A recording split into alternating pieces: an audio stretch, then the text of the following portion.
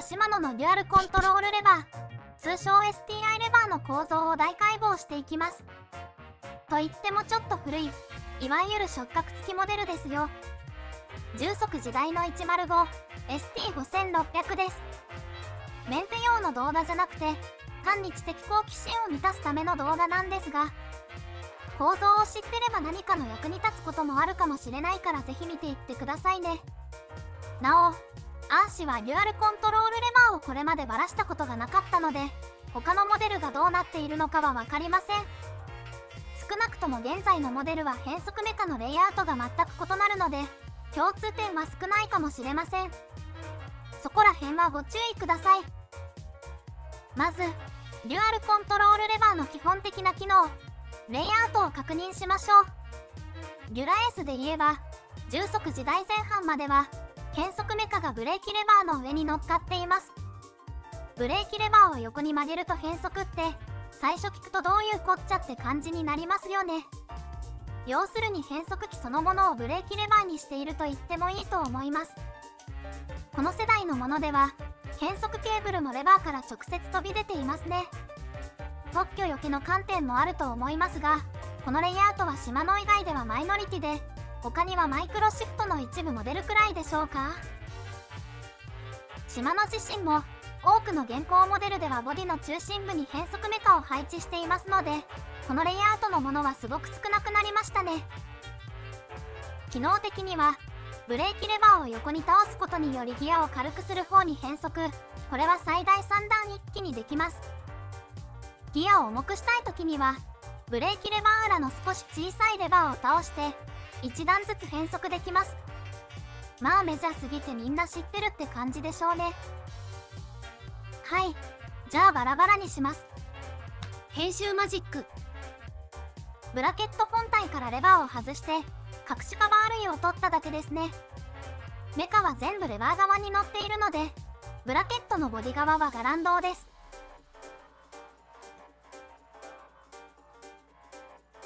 メカメカしてますね。これ以上は多分ここのナットを外せばバラバラになると思うのですが、戻すの大変そうですし、見たい場所はだいたい見えるのでここまでにします。こっから先が見たかったよって人にはごめんなさい。メンテでグリスアップしたい人もここまでバラせば多分十分じゃないでしょうか。今回は説明用に綺麗にしていますが、本当はもう少しグリスがついています。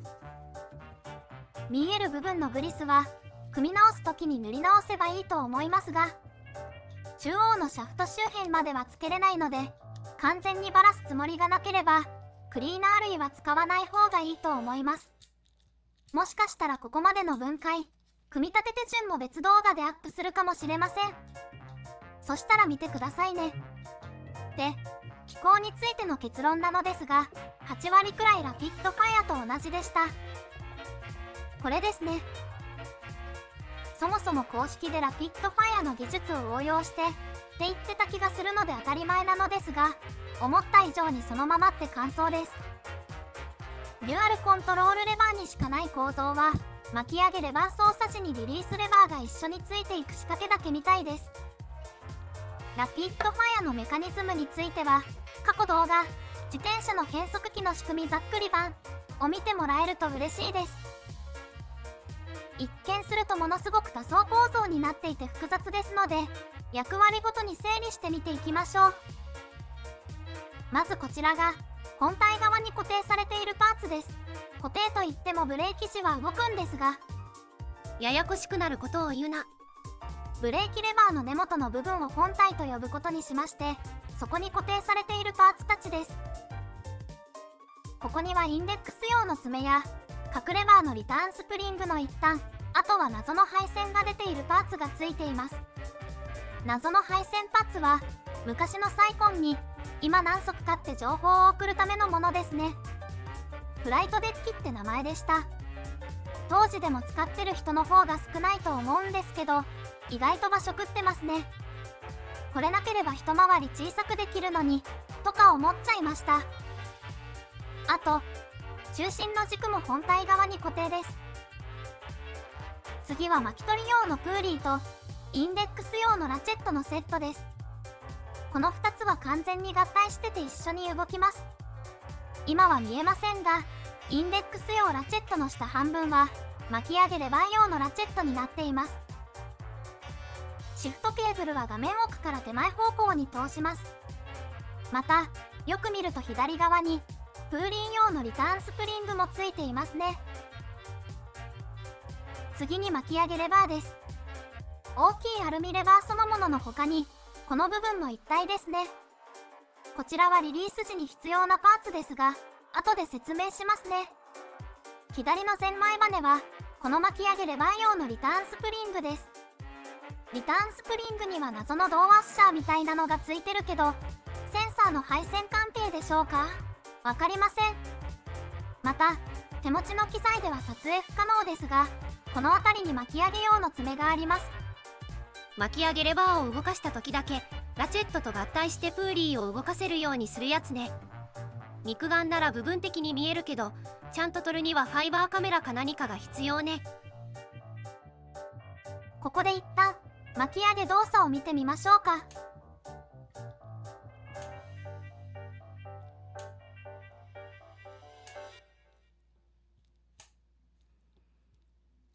別アングルでもう一度。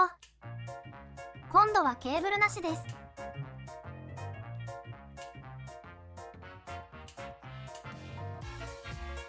映像では確認しにくいですが、インデックス用の爪はこんな形をしています。2つの爪が合体していますが、巻き上げでは画面右の爪はまだ関係ないですね。というか、ここまではラピッドファイアと全く同じですね。以前作ったラピッドファイアの動作を表す図を置いておきます。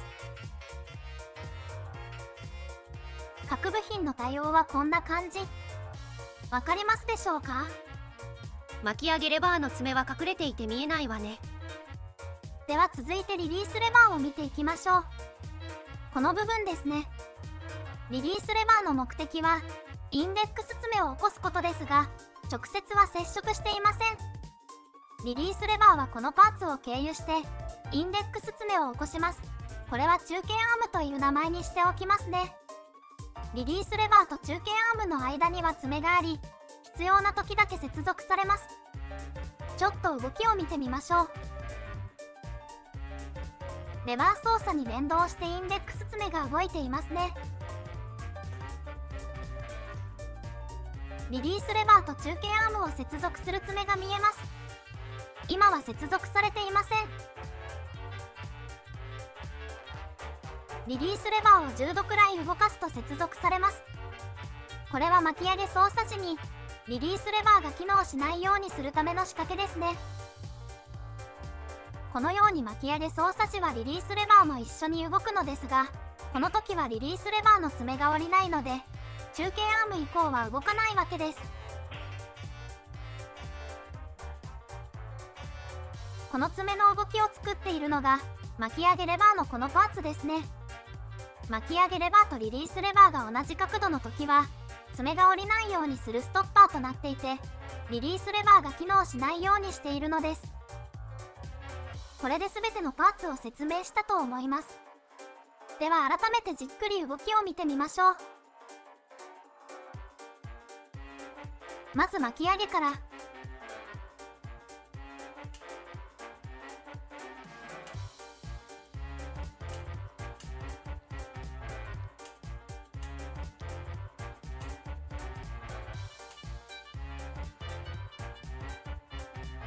続いてリリース。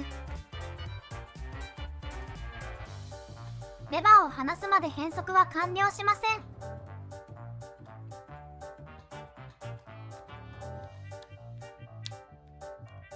別アングルでもう一度。